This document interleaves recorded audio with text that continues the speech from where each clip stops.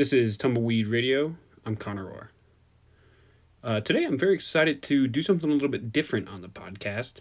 I'd like to just go ahead and share the complete unabridged conversation that I had with Zeese Papanikolas, the author of Buried Unsung, Tikas and the Ludlow Massacre. I used a bit of that audio from that conversation in a previous podcast, but I think that you will get something out of just listening to the full conversation. Zeese knows a lot about the subject, and I ask some good questions, some dumb questions, and I just want to present it to you in its full form. Fair warning, in order to try to capture Zeese's half of the conversation as effectively as possible, considering he is based out of California, I put the phone and the microphone into a box, a little sound studio box I created with a bunch of pillows and cardboard, and, his half of the conversation sounds great, but unfortunately it sounds like I'm talking into a box, because I was. So I've done the best that I can to edit out any of the most annoying qualities of the sound, but, I'm far from an expert, so, anyway, without further ado, here's my conversation with Zeese Papanikolas. Alrighty. Well, thank you, sir. Zeese, if you would just mind introducing yourself real quick, telling who you are and what your career has covered.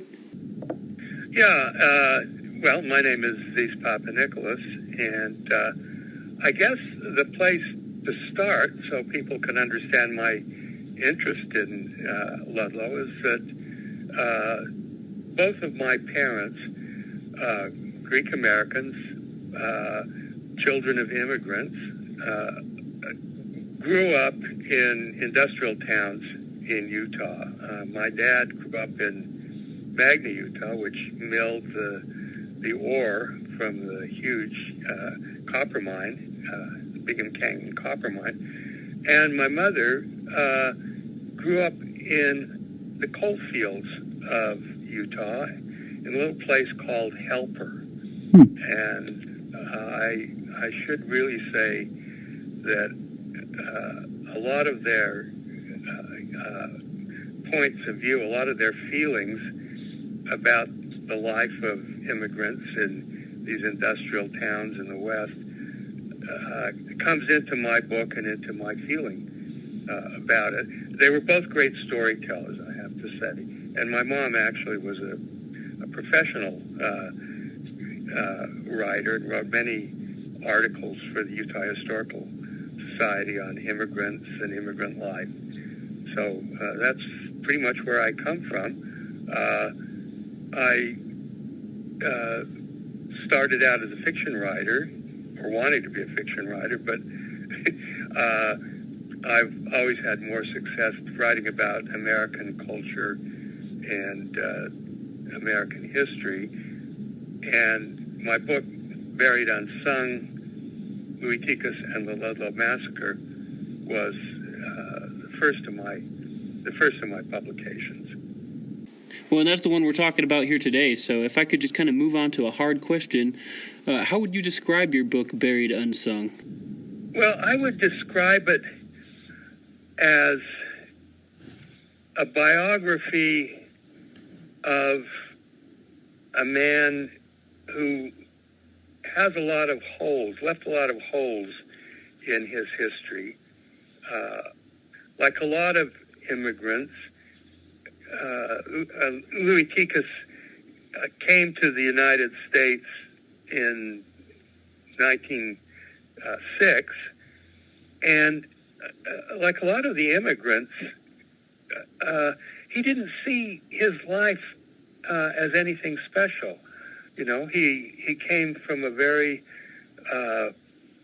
poor village in Crete, and like most of the people who came to Colorado to mine coal, he knew that life was hard and it was difficult and it was dangerous. And so very few of these immigrants have left their stories behind. And they live only in the memories of people they worked with and who knew them. And so that's where I started with the book. When I learned about Tikas,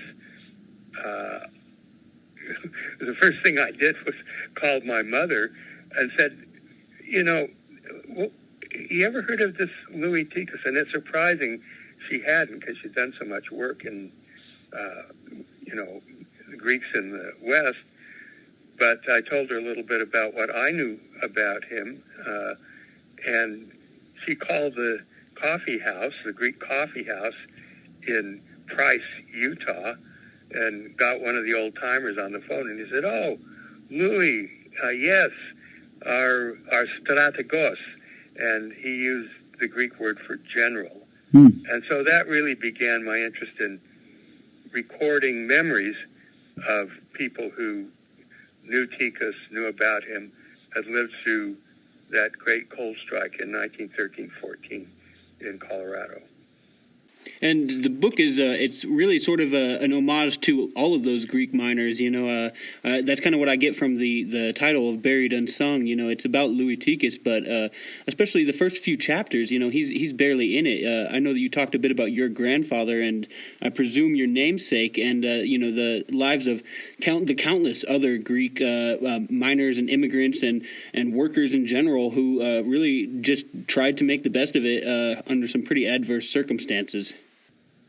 Yeah, and that has to be stressed, of course, because Tikas was a Greek. I had to focus on his background and try and get some sense of what he had gone through by talking to other Greek immigrants of his era, and also by talking about my grandfather's life, who was in Pueblo in 1908 and had a hard time of it. But I realized that this whole idea of being buried unsung, that can be applied to so many of the immigrant workers who died in coal mine accidents or on the rail gangs or in other industrial accidents throughout America, and left no traces. And so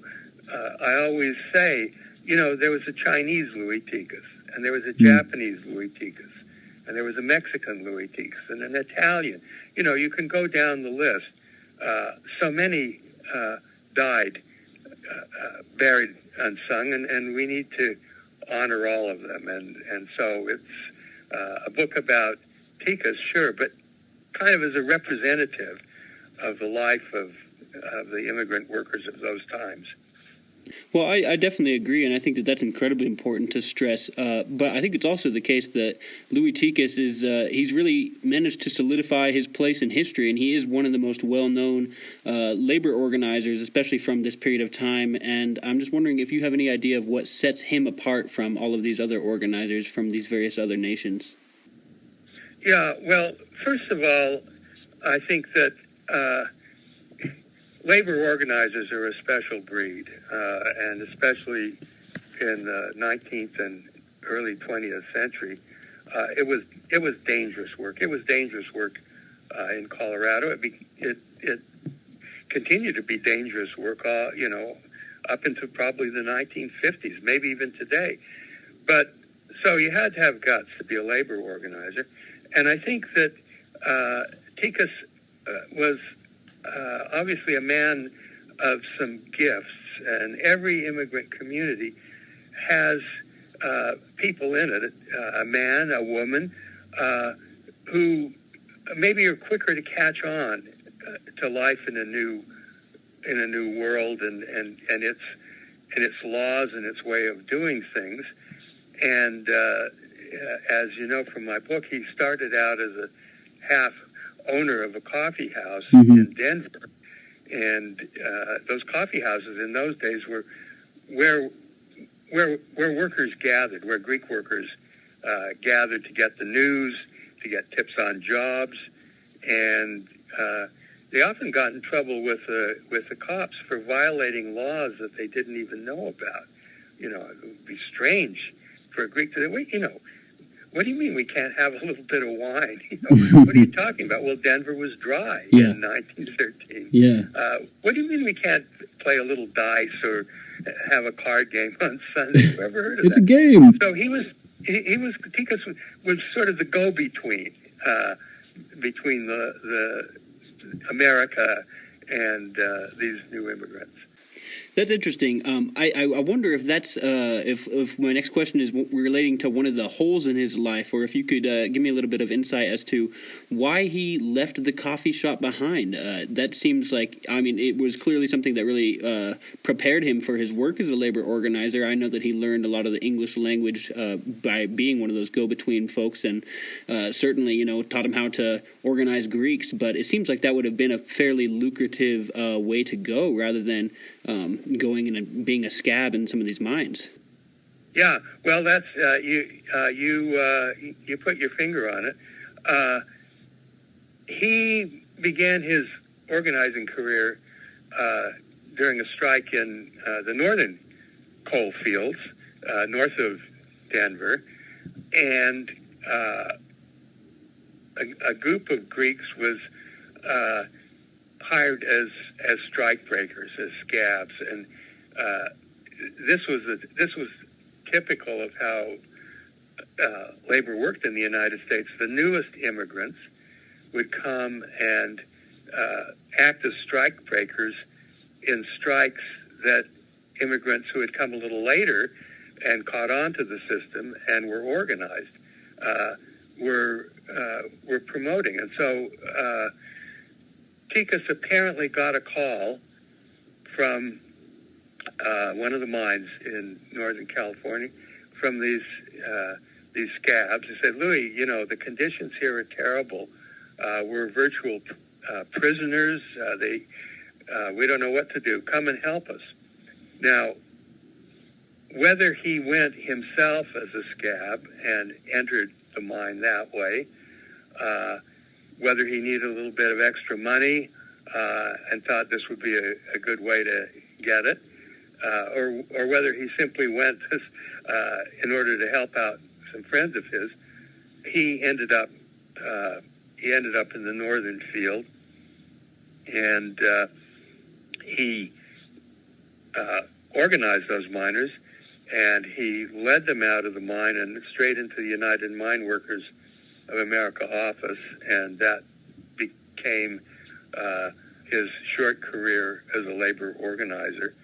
And he continued doing it, a translator, an organizer, until the beginning of the big strike in Colorado in 1913.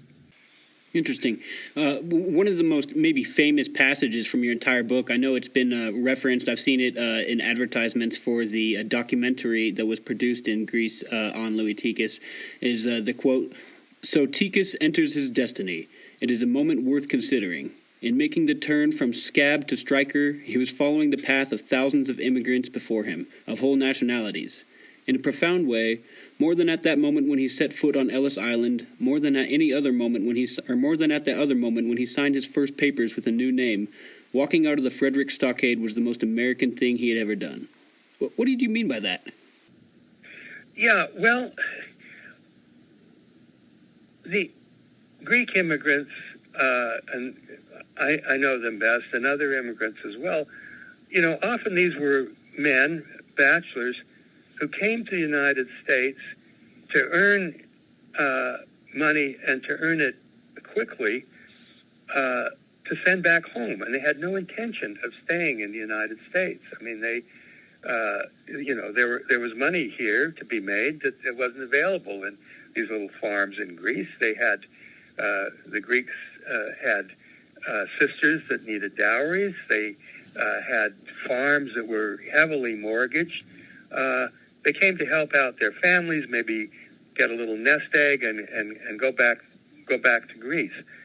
And so once you sign on as a labor organizer, to me, it means that you're here for the duration. You're here to do something not just for yourself, but what can I say, but for your generation, and something that, of course, ties in to a whole labor movement that is both in the United States but worldwide.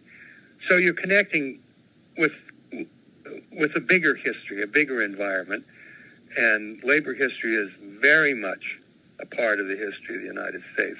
I think that's what I was trying to say, Connor. Oh, it's beautiful. It's a gorgeous passage, and I think that you get that across. I was just curious to hear you elaborate on it, and I think that that's really fascinating. And to consider that a lot of these folks were coming really specifically to send money back to their families in Greece. That kind of makes it all the more powerful that so many men lost their lives, and so many men and women, lost their lives through one way or another, be it accident or through a violent strike. And really, that's the ultimate sacrifice. And it almost seems a little counterintuitive, but there were men of principle. I mean, is that fair to say? Well, I think it is, and I think that the way you can say it is perhaps this: that one of the things that they were getting by union membership, and especially under the pressures of the strike, was they were getting an education.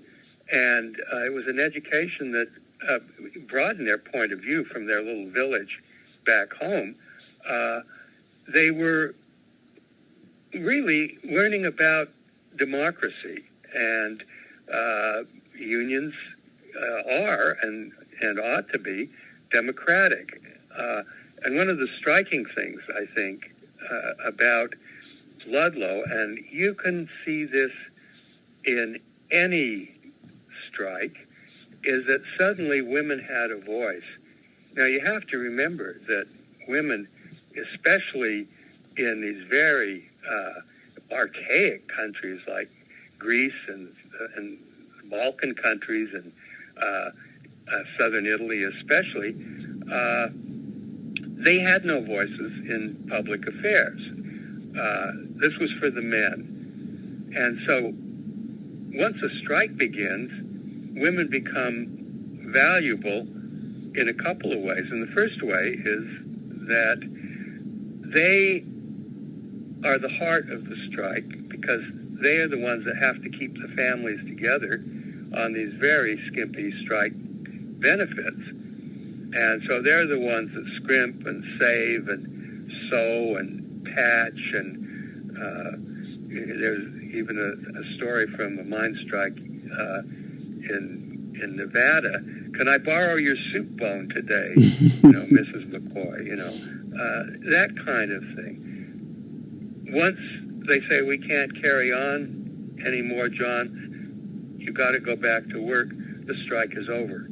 So they're important economically, but their voices become important, really because of that, And so suddenly there are these women are standing up in meetings and giving their opinion on what ought to be done and how things ought to be handled. And this was really kind of remarkable. I'm long in tooth, and I remember the demonstrations against the Vietnam War in the 1960s. And suddenly, a big turning point was when women came out of the kitchen where they were making coffee for all the men and decided that they had a voice too. And that was really the beginning of, I think, the second wave of feminism. So you're seeing something really big happening that extends beyond an individual strike. And this is the importance of women.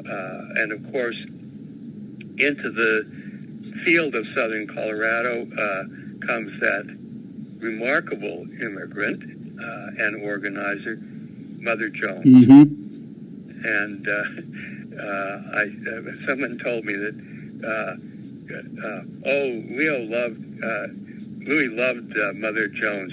He called her Mother too. Well, everybody did, She was really a force of nature.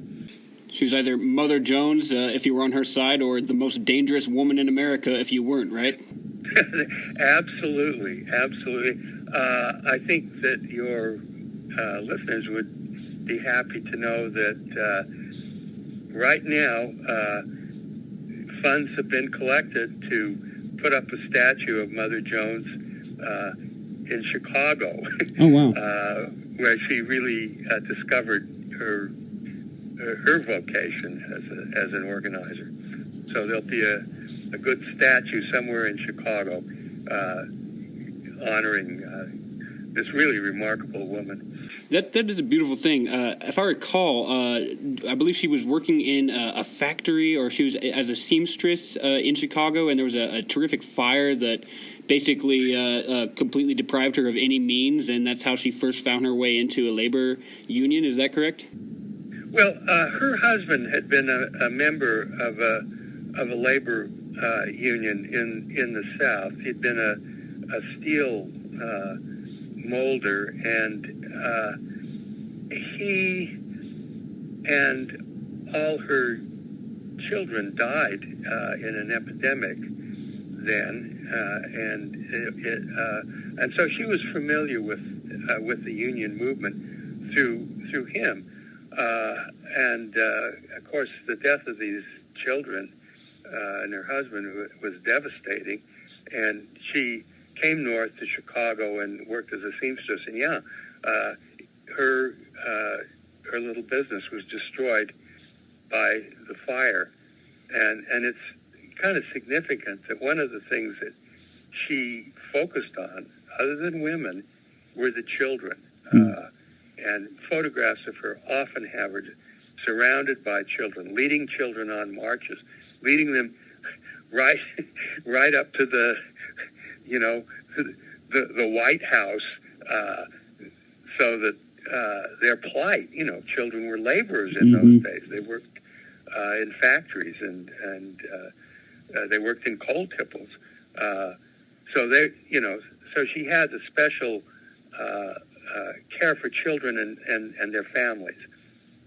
I think that really hits the nail on the head, and it kind of brings up a great point that I think a lot of people forget about today is how young so many children would start working. I mean, there's that series of amazing photographs, and I'm kicking myself for forgetting the photographer's name right now. I'll have to add that in later, but where he specifically went around photographing all these children in factories and in mines, and they're astonishing, and that alone stands for such an amazing bit of progress that we've achieved through labor unions and through all this organization, such that seems like an astonishing and grim reality that existed not too very long ago.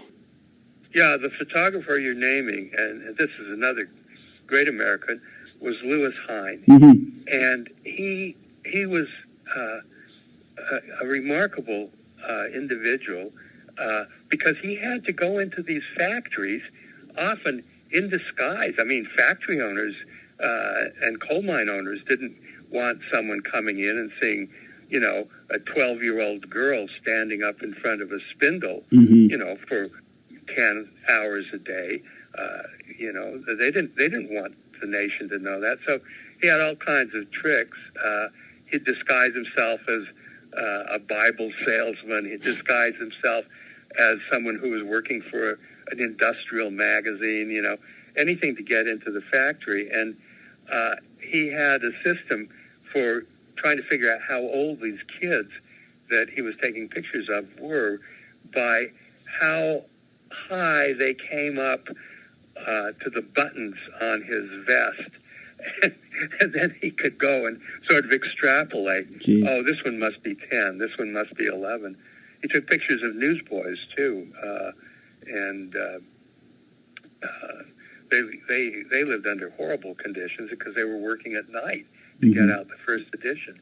I'll tell you, since we're talking about Greeks, a photograph that I have of his is of these 4 Greek shoeshine boys coming out of a sort of below street level shoeshine stand and standing in the sun, blinking, while he takes a photograph of them. And there's a flaw in the photograph that is, I think, terrifically significant, because one of the shoeshine boys is not keeping his hands still. So those two hands that have spent all day snapping a rag over someone's shoes or boots can't stand still. Hein is a remarkable person. That sends shivers down the spine. I'm real grateful that that's not the reality we're in today. Well, it is, because a lot of children are working, picking crops in California and other places, in cranberry fields in the east and in Oregon. So it's not gone away. And one of the things, too, you have to think about is that even if children are not working in fields, are the children of these migrant farm workers getting an education? Are they getting health care? So, you see, there's a kind of continuing deprivation, even though child labor laws supposedly are keeping kids out of factories and out of the fields. That's fascinating. That's a great point, and I think that's worth following up on and trying to understand. To what degree companies and organizations are able to skirt those child labor laws. I'm afraid I hadn't really thought much about that, but that's a very good point. So if we could back up a little bit, I'd really love to just talk about what it was like to be a coal miner in the early 20th century. I mean, it was, of all these different types of jobs that these immigrants were taking on, there's a case to be made of coal mining being one of the more brutal and dangerous occupations. And if you could just describe what it was like to be a coal miner in the early 20th century, I'd be very grateful.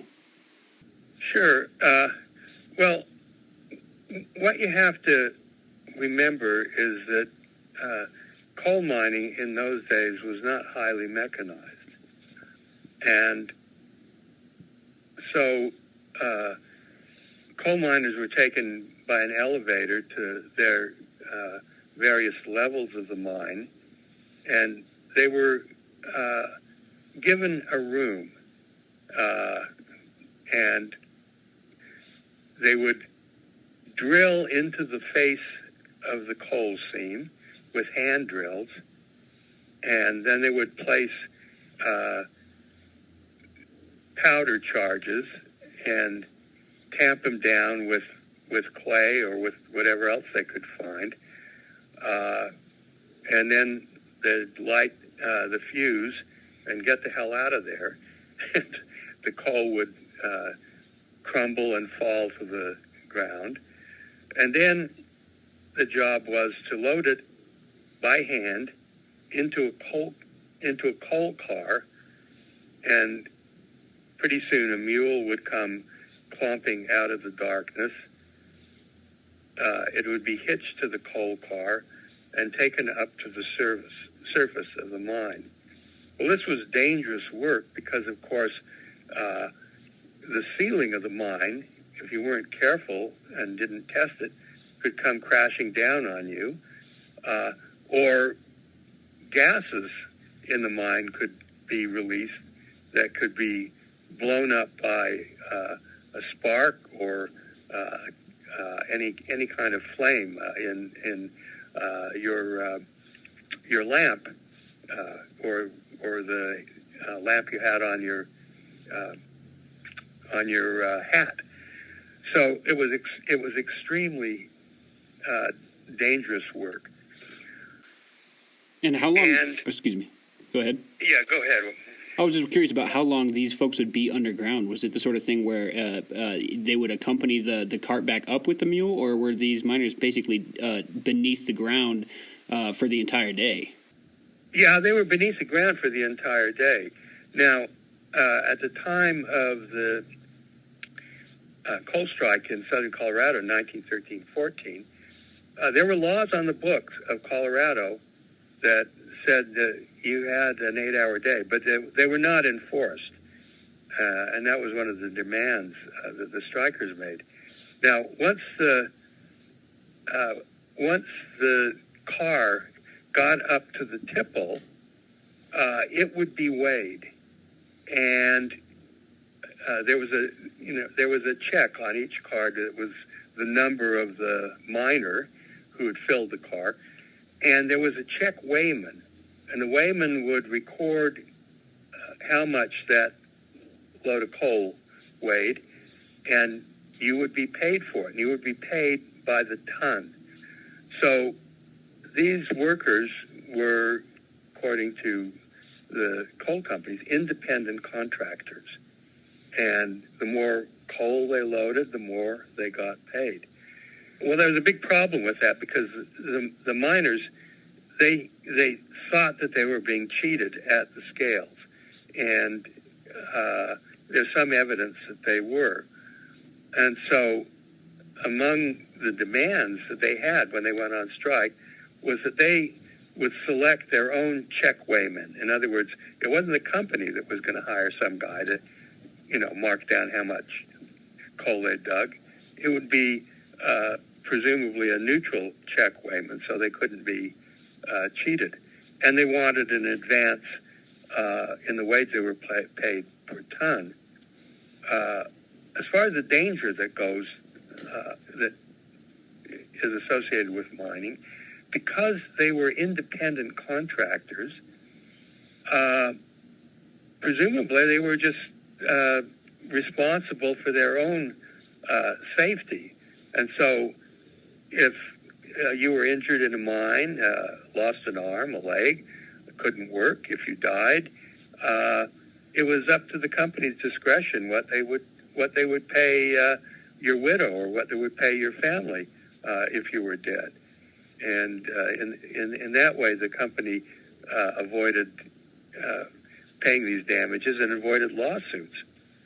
So this was another thing that unionism would help the miners achieve, being able to negotiate for damages and for health care.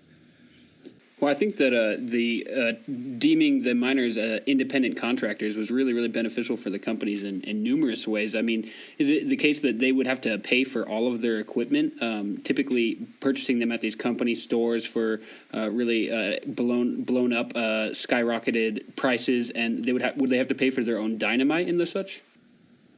I'm not sure that they had to pay for their own. Dynamite wasn't used so often for the kind of mining that the coal miners were doing. I mean, it would be used to open up a mine or something like that, but it was black powder. And, I think that they were responsible for that, and that would be charged against them.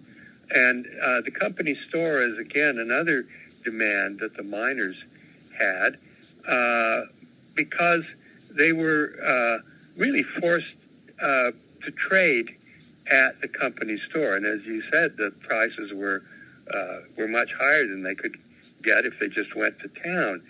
And this is something that enraged them. And if they were caught dealing in town for a pair of overalls, then they could be fired. And they wanted abolition of the company store system. And they wanted abolition of scrip, which was another way that they were taken advantage of. Because scrip, which is, funny money, is not negotiable except in the company store. You could go into town and you could give a chit for $5 worth of goods in a saloon, say, but they discount it. You wouldn't get $5 back for it. I don't know what you get. You might get $4, might get $3.50, but at any rate, scrip kept you locked into the company store system. And I think, Connor, if you want a little music, you might want to remember that old song, 16 Tons. What do you get? Another day older and deeper in debt. Yeah. That's right. That's right. And it was true, I think, well into the 20th century, that you were kind of tied to the company store. Well, and that's fascinating, and it really is kind of a brutal irony that a lot of these folks were going into these mines specifically to support their families, maybe back home. And I mean, is there any way to exchange chit for money, or were they pretty much locked into the system where once they got to the mines, they had to survive off of what they could get, and there was really no way to send money home? Yeah, well, as I said, you could use it. It could be discounted if you took it to a saloon or a bank. So you weren't getting full value for your $5 or your $10. And I don't know whether they were paid entirely in scrip or partially in scrip, but it was definitely a part of the wage system in Colorado and also in West Virginia and places like that. And it's interesting, you mentioned West Virginia, and that's it seems like the relationship between the West Virginia mines and the Colorado mines was very, very strong. I know that there's an entire history of the labor organizing and really of warfare that went on in Virginia as well. And I don't know that we're going to be able to touch that too much in this podcast, but I do think it's worth mentioning that a lot of the terror that really was set rampant in Ludlow and in Forbes was because they had seen the way that mine operators had employed folks like the Baldwin Phelps detectives and other goons really to suppress striking with violence. Is that fair to say?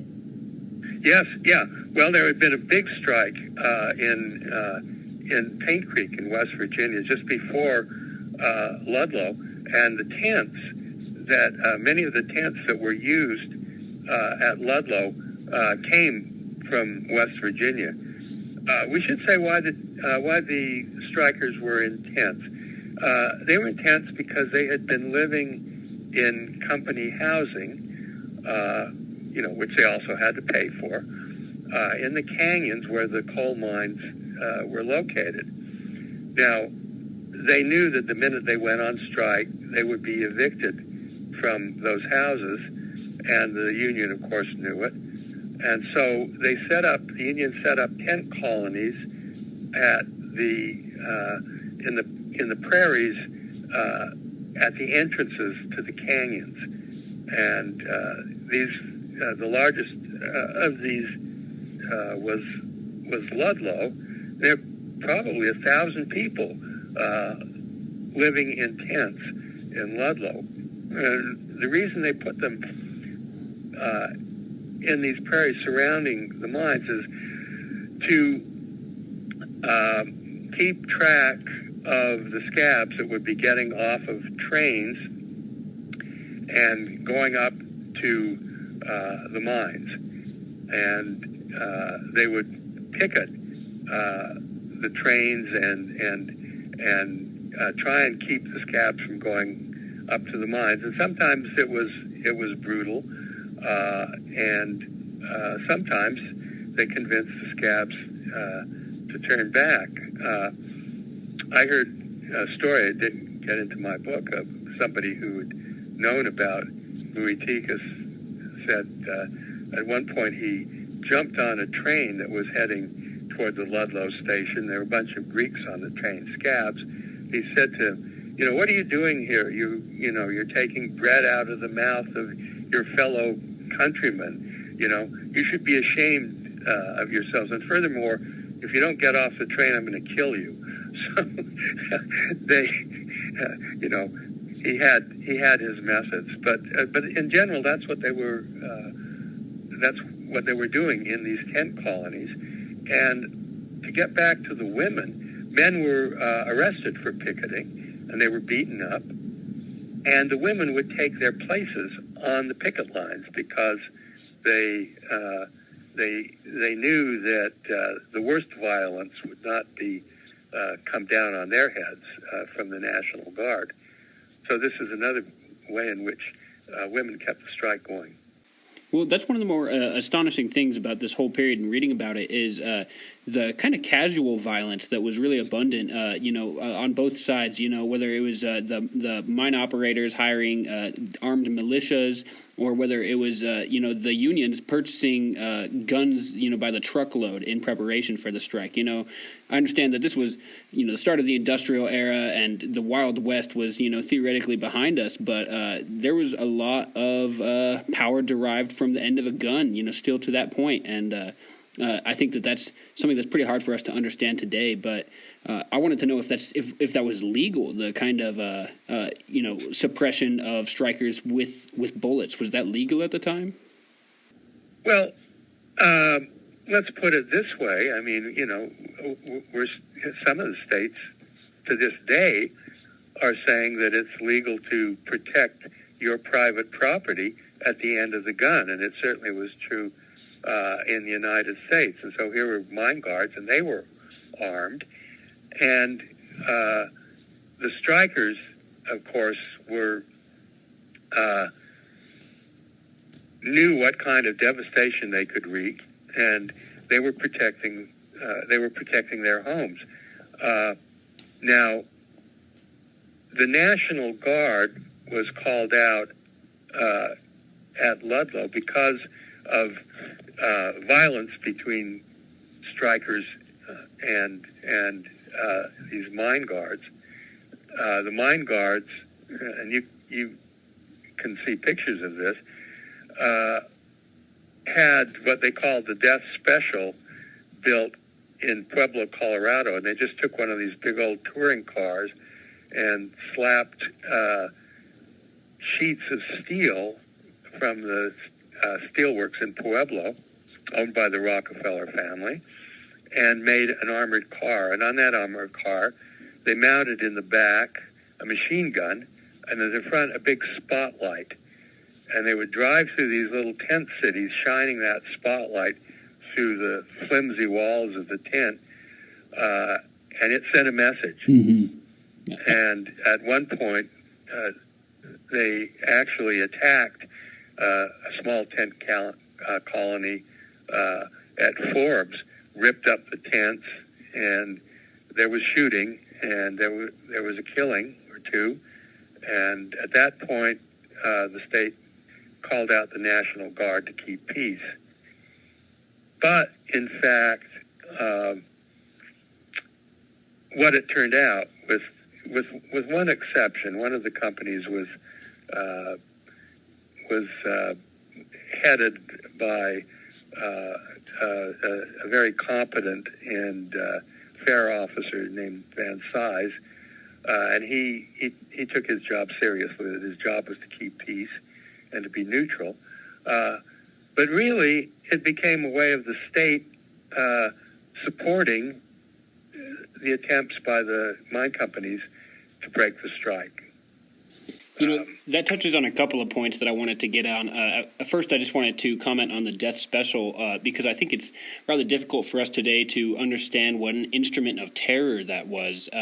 It's worth noting that at the time of 1914, both the automobile and the machine gun were about 30 years old and certainly not widespread. So these were fairly new technologies that were really being utilized against civilians who were, in horse-drawn carts and maybe using, single-action rifles to try to defend themselves. It's very difficult to imagine what that must have been like to see this sort of car from hell that's capable of delivering, some 250 rounds a minute of devastation, right?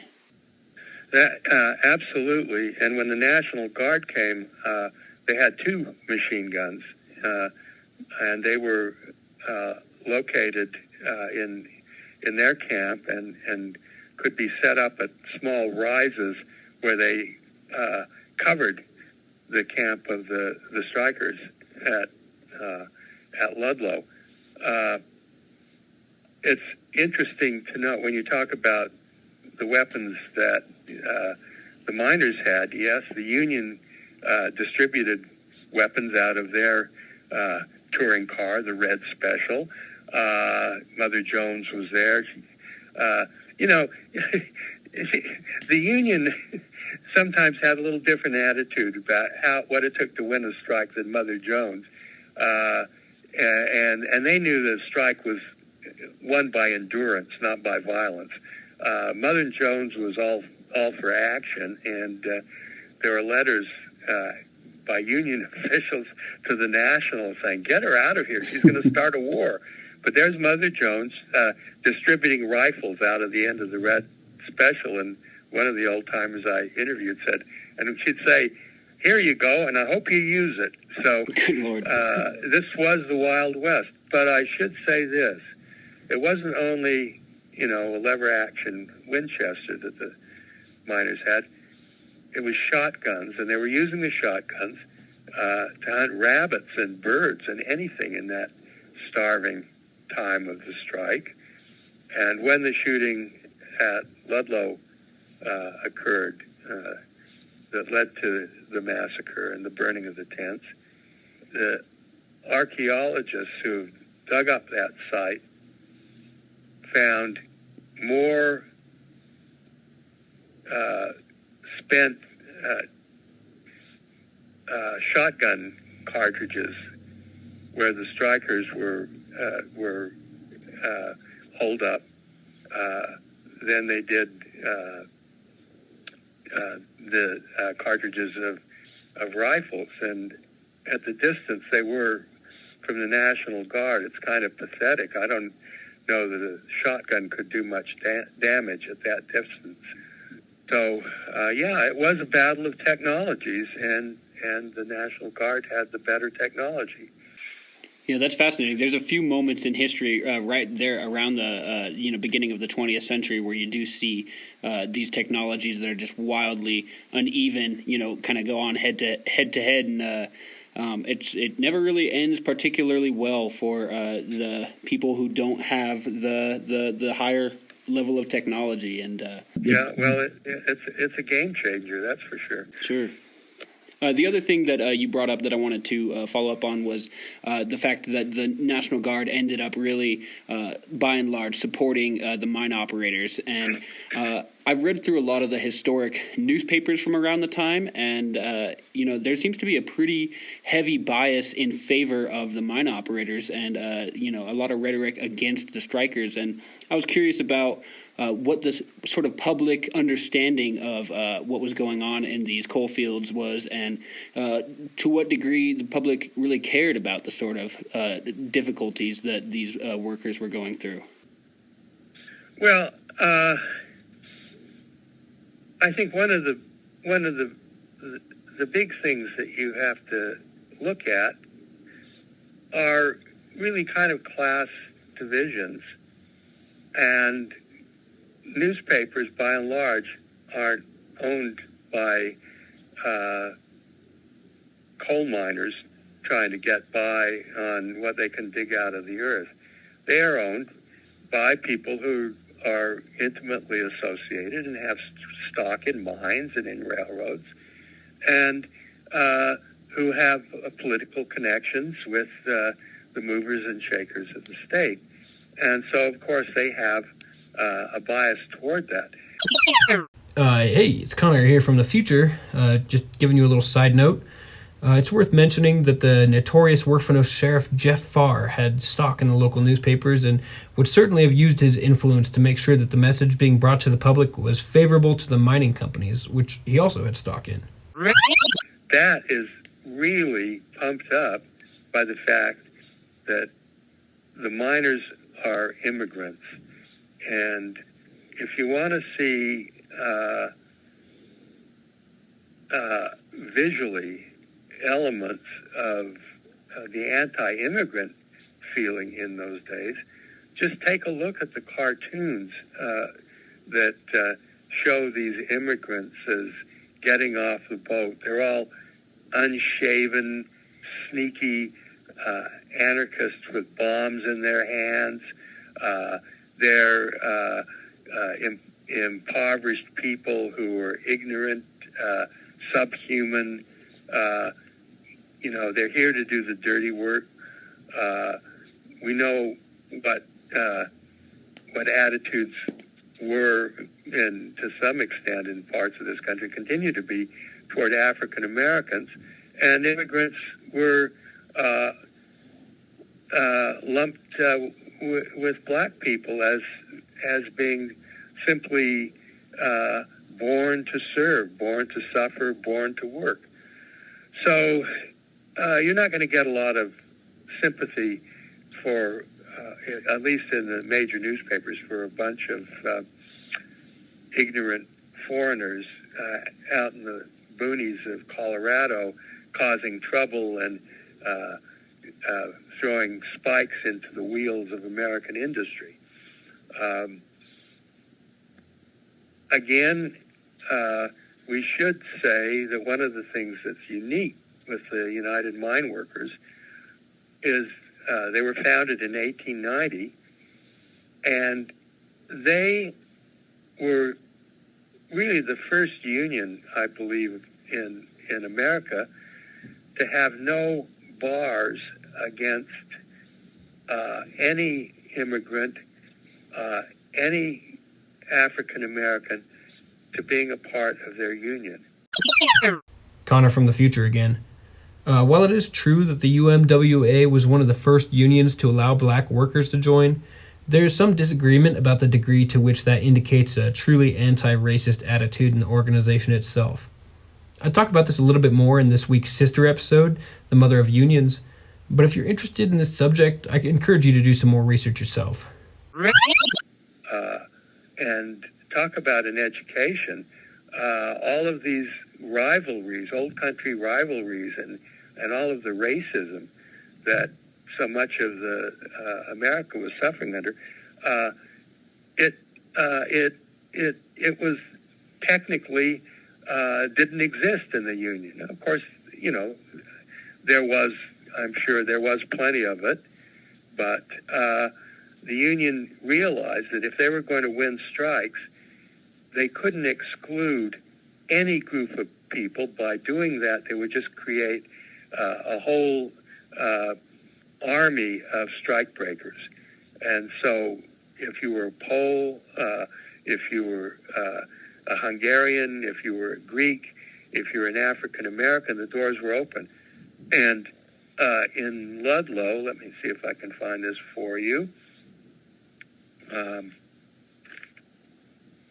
In Ludlow, there were 24 distinct languages spoken in the tent camps. That's just amazing. That is wild, honestly. It's hard to understand. I mean, especially with how common it is for a lot of the children of those immigrants to, at this point, just speak English. That's something that I've kind of grown up with the knowledge of, but it's sort of always seemed like a bizarre fact that in Walsenburg, at various points you could be walking around the downtown area and it would be just a bubble of these different languages, a babble of these different languages kind of passing over you. It makes me curious about how on earth did these organizers succeed in organizing all of these people from, these dozens of different nationalities, and was it like, was there really any sort of one chain of command, particularly in these tent camps, or how on earth did they organize when the vast majority of them can't understand each other? Well, first of all, of course, the union was insistent that everybody had to keep together. Now, in the tent camps, they had a police force, and it's interesting. One of the pictures of Louis Tikas shows him with a big star on his lapel, and that means that he is a member of the Ludlow homegrown police force. Incidentally, one of the things that Louis wanted to do when he was in the coffee house in Denver, he spent so much time trying to negotiate with the cops, he thought, well, why not become a cop? And he applied for membership, but he didn't get in. Anyway, the Ludlow police force, they always made sure that they had one man of all the major languages on any different in any different command. So you'd always have a Greek, you'd always have an Italian, you'd always have maybe a Pole or a Hungarian, something like that, so that you could try and adjust these differences. And it's interesting to compare that with something that the miners and union people always thought that was being done in the mines, and that was putting in any one shift a Greek, an Italian, Hungarian in any room to dig out the coal, so they couldn't talk to each other. Because what would they talk to each other about? Well, they'd talk to each other about organizing. Mm-hmm. But here, that same system in the police force was helping to organize people by keeping them together and speaking their language. And of course, the unions hired organizers who came from these different immigrant groups. They'd hire a Greek, Louis Tikas. They'd hire an Italian. They'd hire a Croatian. So they're well aware that you had to speak to people in the language they understood. That's really powerful that they were able to organize despite being kind of divided like that on their shifts. And I was thinking about that while reading your description of active versus passive organizers. And I was just trying to imagine what it would look like to be a passive organizer, somebody who's working in the mines and basically just trying to identify people who might have pro-union leanings and then to try to convince them to come to a meeting. How on earth would they go about that? Well, I think just in the way that anybody does any kind of political organizing. First of all, what you want to do is see how receptive people are to certain hints, suggestions, complaints, and then start being a little bit more openly. There's going to be a meeting up in the Cedars, 11 o'clock tonight. You might want to come up. You might learn something, and that kind of thing. Of course, organizing couldn't be done in the town, or the town marshal would send you out in a hurry or beat the living hell out of you. So this was largely secret. The other thing these passive organizers had to do is they had to try and weed out company spies, and the companies were very quick to hire people to rat out anyone who might be talking about the union. Interestingly enough, one of their tricks was if they found someone who was violently anti-union or was a company spy, they'd immediately report him to the straw boss. So, many's the time when some guy who hated the union was sent down the canyon because he'd been labeled as a union spy by the union itself. That works. Yeah. Well, I think that's great. I'm really curious about what sort of risks were associated with being an active versus a passive organizer. I don't know if you can talk to that so much. Well, I don't know that whether there were rifts. It's hard to say. I think that they probably worked hand in hand, and of course, like any outfit, there are personal frictions, and people get in each other's faces, and somebody quits the union or quits their job or goes over to the company, or somebody who's a company man gets into it with a straw boss, a pit boss, and ends up becoming a union man. This is the way the world works. But the passive organizers, I think their major role really was in setting the stage for the strike and sending reports back to the union about how people are being treated at this mine or that mine. What's in the lunch bucket that the company boarding house gives them to take down into the mine? What are the conditions? What's the ventilation like? Is there water? How are they How are they being treated by the town marshal? That's a kind of information gathering thing that an inside man could have a great deal of influence in without even having to say a word about the union to other miners. Oh, that makes good sense. Yeah, you can kind of get the message out there without being too explicit, as long as you're just talking about exactly what your life is like down there. Yeah, exactly. And then this would give the union organizers a pretty good sense of how ripe a mine was to be organized. Just how bad was it? Are people grumbling? Are they complaining? You think they're ready to hear an organizer come talk to them up in the ravine? Well, I think that makes a lot of good sense. I want to be conscious of your time. I know we've been going for an hour here, so if I could kind of shift gears and maybe just talk briefly about the actual Ludlow Massacre itself and about Louis Tikas' death, if you wouldn't mind talking about that just a little bit. Sure. Well, the miners had hung on ever since the beginning of the strike in, September of 1913. And all through that hard winter, they'd hung on in the tents. And spring finally came to Colorado. And in April, toward the end of April, Easter Sunday came, and all of the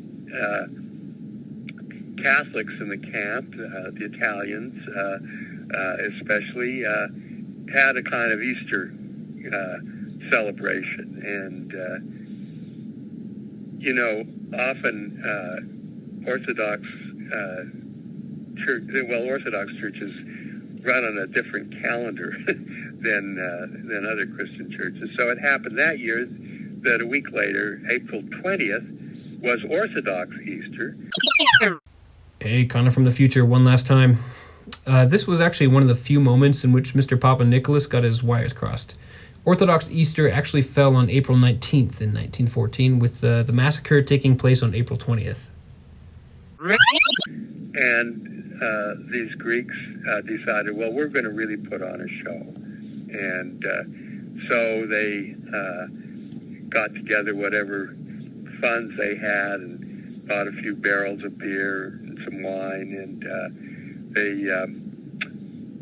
I asked one of my great old friends, Gus Papadakis, did they have a lamb at Easter?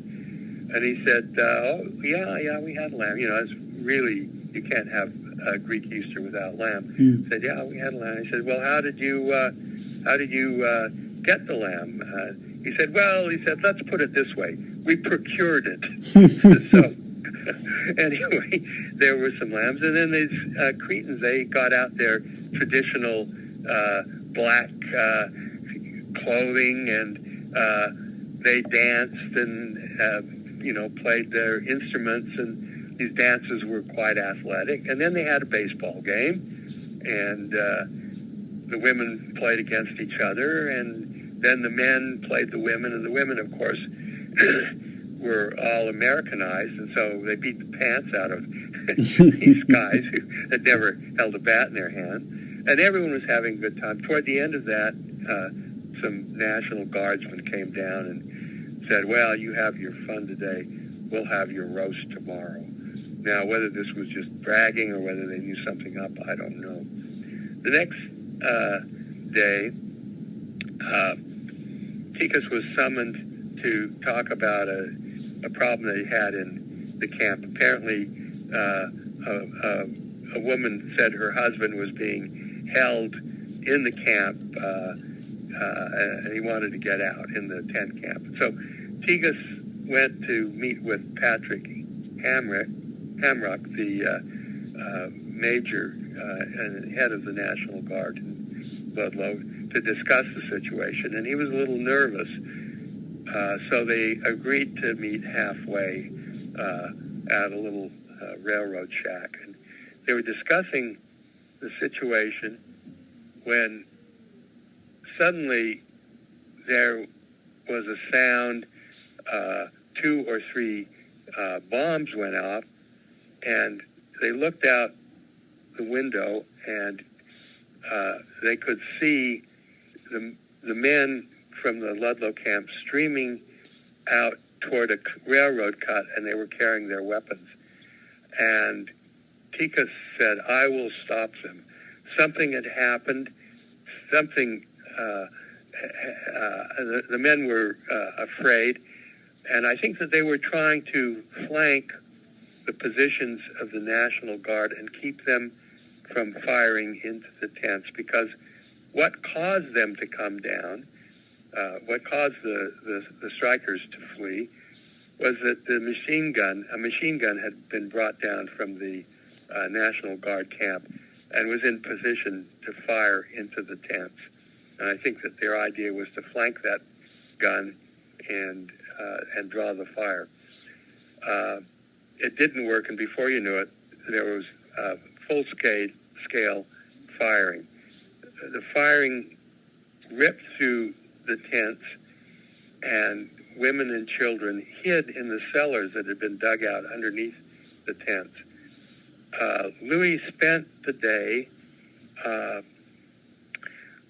going between where the strikers were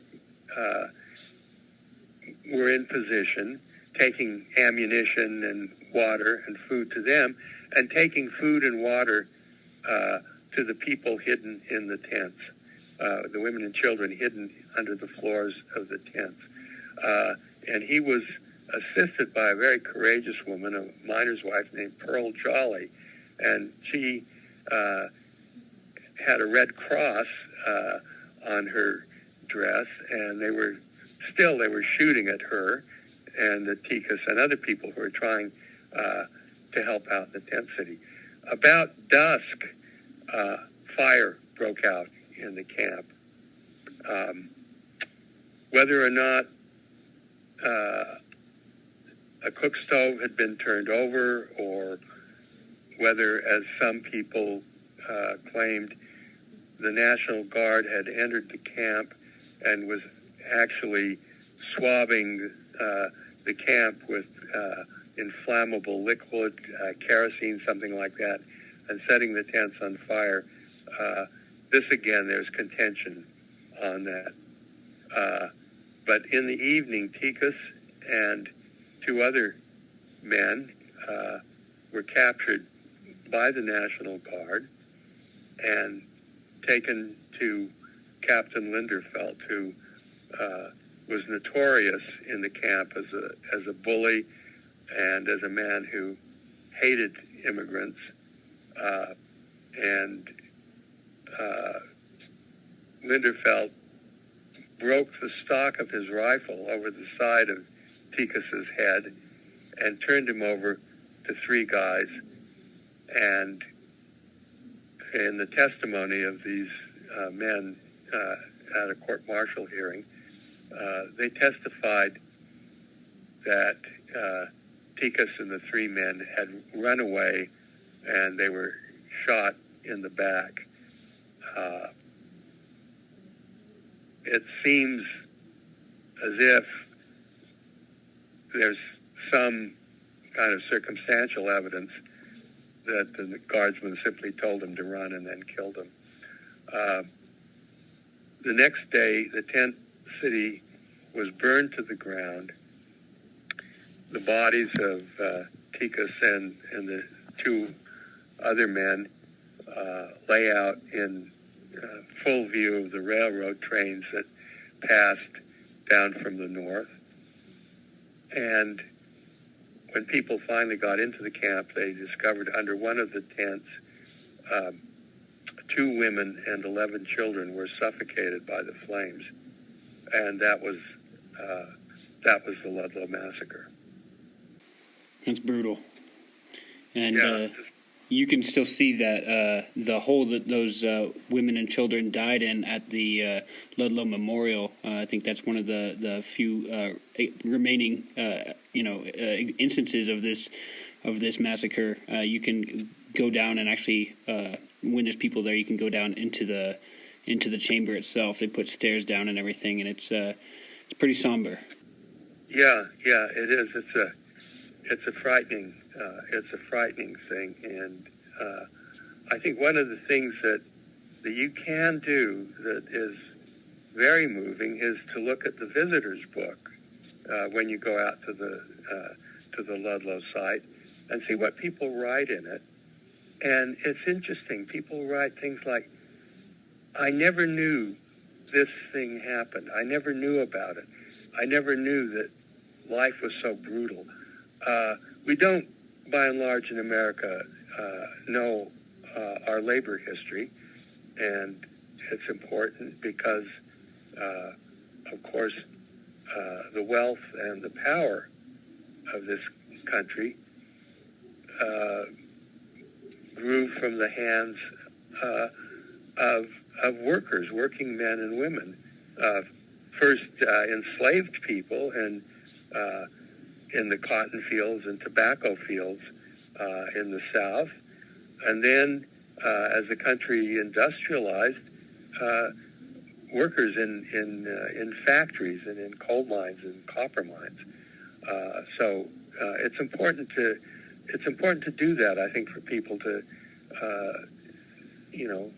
get the feel of the lives of our workers and to know about their struggles and to get close to it. Go to Ludlow. You might want to mention, Connor, that they have a commemoration on Ludlow at Ludlow, and it's I think it's always in July. But anyway, you can look up the date. It's very moving. Union people come from all over Colorado. Some of the speakers come from other, from the coal miners' unions, but from other unions. People whose grandparents were at Ludlow speak. The last time I went, I heard the new Mother Jones, Sarah Nelson, who was is the head of the flight attendants union. The people that serve you your coffee, tea, or milk as you're flying across country. And she gave a fiery speech, and I thought, my God, I'm hearing the 21st century version of Mother Jones. So the fire is still there. We have new industries now.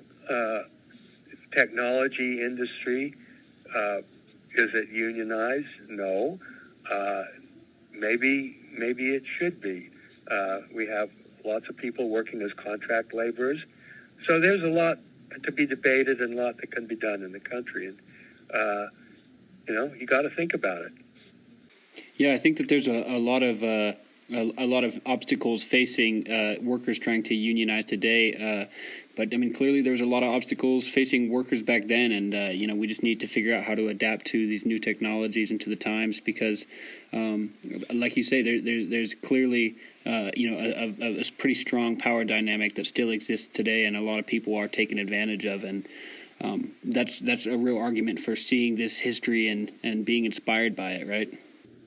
I think so. I mean, and I think that the real message is unions are a way to get to the table, and for people to bargain about the conditions of their labor, and that's exactly it. It's bargaining. I mean, they're not going to win everything. A union is not going to win everything, but then again, neither is a company going to be able to set all of the terms for labor and compensation.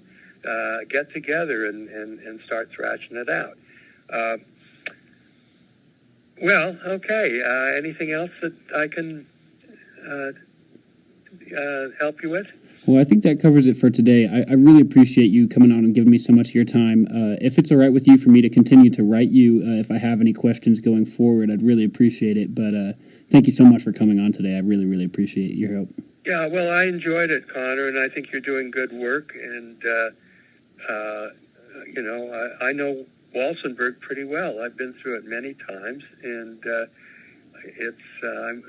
I'm glad you're looking at that local history. It's important. Of course. It blows me away that I was raised there and really only started to learn about this, once I was already an adult. I think that's a real travesty of our education system. I understand you got to teach world history and the U.S. history and so on, but so much of it gets really watered down, and when there's something that happened right on your doorstep that's so powerful, I just think that it hits differently, and I think these stories deserve to be told, and especially right around the areas where it went down. Yeah, no, it's important. We're walking on our history, and we ought to know what we're walking on. So, you're right. Keep up the good work. Thank you, Okay, Zeese. well, thanks very much, and email me and let me know if I can do anything else. And I wrote this book a long time ago, so make sure I didn't make any mistakes and correct them if I did. You got it. Thank you very much. Have a great day. Okay, Zach. bye-bye. All right, bye.